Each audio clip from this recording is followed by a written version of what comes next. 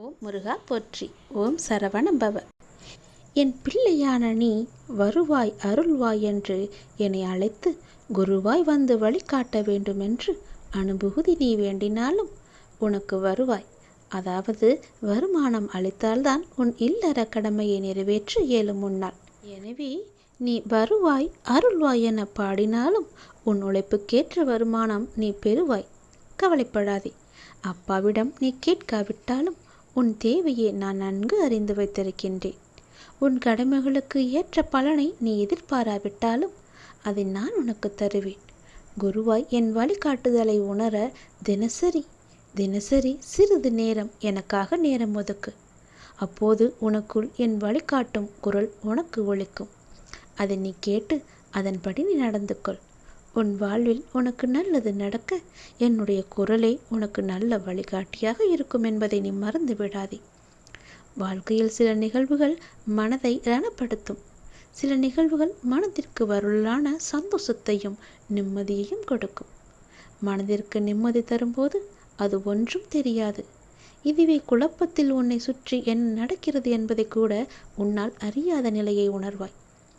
அந்த சூழ்நிலையில் உன் அருகிலேயே நான் உனக்காக இருக்கிறேன் என்பதையும் நீ மறந்து விடாதே. உனக்கான நல்லதை மட்டும்தான் நான் செய்வேன்.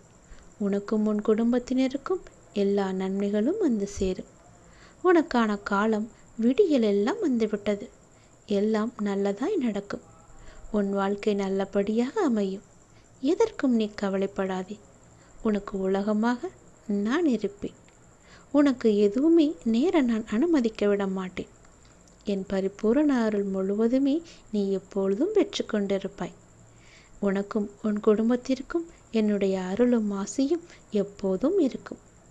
என்னுடைய கரங்களால் உன் குடும்பத்தை நான் ஆசீர்வதித்து விட்டேன். நம்பிக்கையுடன் கூடிய பொறுமையாக காத்து கொண்டிரு. என் அருகிலேயே எப்போதும் நீ இருப்பாய். பயப்படாமல் இரு. சந்தோஷமாக இரு. எப்போதும் உன்னை மகிழ்ச்சியாக வைத்திரு. எல்லாம் மாறும். உன் கஷ்டங்கள் எல்லாம் மாறி மகிழ்ச்சியான வாழ்க்கையை அனுபவிக்க நீ இப்போதே தயார் வைத்துக்கொள்.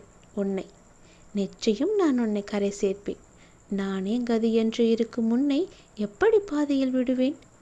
இன்னும் சிறிது காலத்தில் நீ எதிர்பார்த்தது உன் கையில் வந்து சேரும். கவலைப்படாமல் நிம்மதியாக இரு. தனிமை வேதனை என்று நினைத்து விடாதே. அது சாதனை செய்யும் அளவிற்கு பல சிந்தனைகளை அது கற்றுத்தரும் என்பதையும் நீ உணர்ந்து கொள். தனிமையை கண்டு வேதனைப்படாதே. அதுவும் ஒரு நல்லதுக்குத்தான். சொல்வது புரிந்தால் நல்லது.